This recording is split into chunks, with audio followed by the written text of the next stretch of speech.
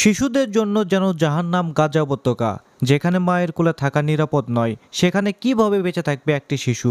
গাজা উপত্যকায় প্রতিদিনের বাস্তবতাই এমন। ইসরায়েলি হামলায় প্রতিদিন ঝরে যাচ্ছে কমল প্রাণ। যারা বেঁচে থাকে তারাও সারা জীবন বয়ে বেড়ায় পঙ্গুত্ব, ক্ষত ও মানসিক যন্ত্রণা। এই নির্মম বাস্তবতার শিকার 6 বছরের গাদা দাবেজ। ইসরায়েলি বোমার আঘাতে সে হারিয়েছে তার ডান হাত, যে হাতে কিছুক্ষণ আগেও পুতুল খেলে সময় কাটত।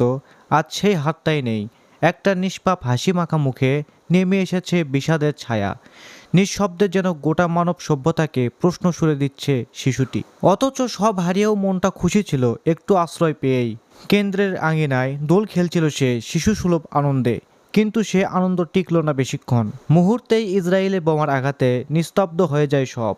ডান হাতটি ছিন্ন ভিন্ন হয়ে যায়। এখনো ছোট্ট বয়সে তাকে মেনে নিতে হয়েছে আজীবনের পঙ্গুত্ব। শিশুটির বাবা আহমদ দাবেজ কাপা কণ্ঠে বললেন, গাজায় কোনো জায়গায় নিরাপদ নয়, না বাড়ি, না হাসপাতাল, না বাজার। আমরা আর কত হারাবো? আমাদের একটাই আকুতি, এই যুদ্ধ থেমে যাক, যেন আমাদের সন্তানদের এমন ভয়াবহ পরিণতির শিকার না হতে হয়। এটা শুধু এই শিশুর গল্প নয়, হাজার হাজার ফিলিস্তিনি শিশুর এক একটি জীবন আজ যুদ্ধের ধ্বংসস্তূপে হারিয়ে যাচ্ছে।